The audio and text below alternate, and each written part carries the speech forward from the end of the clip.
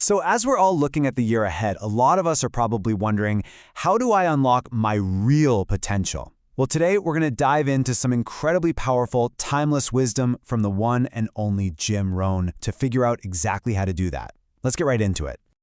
And right there, that's the fundamental shift in mindset we need. It's not about just sitting around waiting for some perfect opportunity to fall out of the sky. The whole idea here is that the power, the control, the ability to change everything, it's already in your hands. That's the million-dollar question, isn't it? It's one thing to know you have all this potential, but it's a completely different game to know how to actually turn it into reality. And the answer? Well, it all starts with one single foundational decision. And here it is. This is the starting line, the point where everything else begins. It's about making a conscious choice to redirect your attention inward. It's deciding to focus on the one and only person you can truly control, yourself. Notice the words used to describe focus here. It's not loud, it's not flashy, it's this quiet internal commitment. It's about patiently, and maybe more importantly, consistently choosing to pour your energy into your own development, day after day. This comparison really breaks it down, doesn't it? Everything in that focus column, it builds you up from the inside. It's constructive. But everything in the noise column, it just pulls you outward, draining your energy on things you can't even control. The big takeaway here is that you get to choose where you point your attention.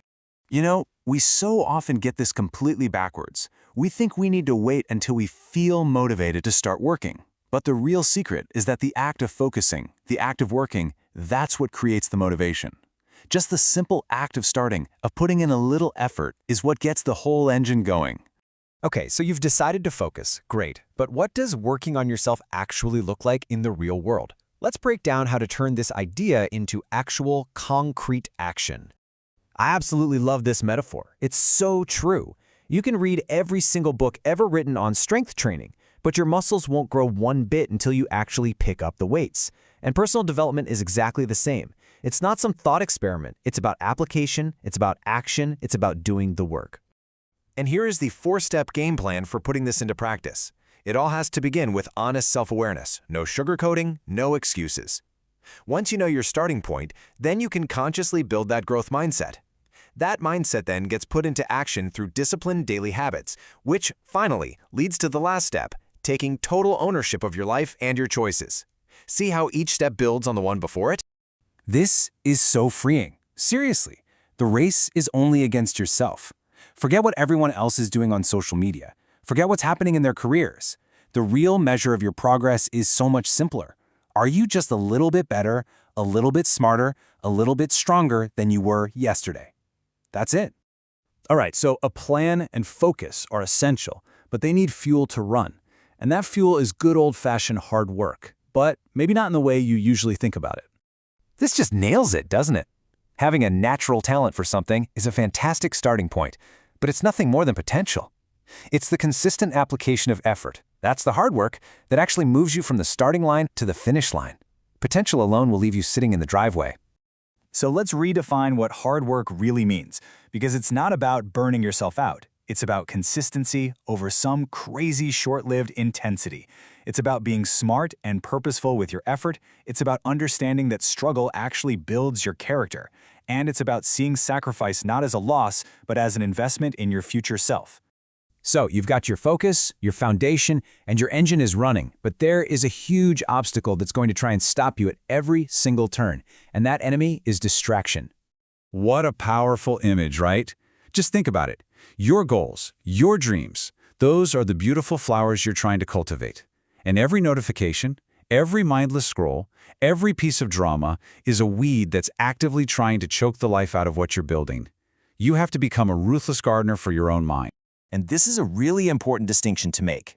We all know about the external distractions, our phones, social media, all of that. But sometimes it's the internal distractions, the worry, the self-doubt, the fear that can be even more destructive. To really win this war for your focus, you have to fight on both fronts, outside and inside. Let's completely reframe this battle. You're not depriving yourself when you turn off your phone or choose to quiet your mind. No, you are actively, powerfully, and intentionally casting a vote for the person you want to become. You're saying yes to your goals. And all of this, the focus, the foundation, the hard work, the discipline, It all leads us to this one ultimate outcome. You stop being a passenger in your own life and you get behind the wheel. This right here, this is the core message of this entire explainer. The future isn't some destination that you just randomly arrive at. It's a structure. It's something you build, brick by brick, with every single choice you make, every single day. You are the architect. And this slide shows you exactly how it all connects. That small choice you make today, that creates momentum for this week.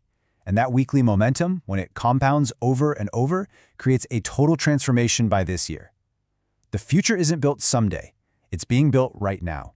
So let's end on that thought. This isn't a question for tomorrow or for next week. Your future is having its foundation poured in this very moment with the choices you're about to make. So the only question left is, what are you going to build?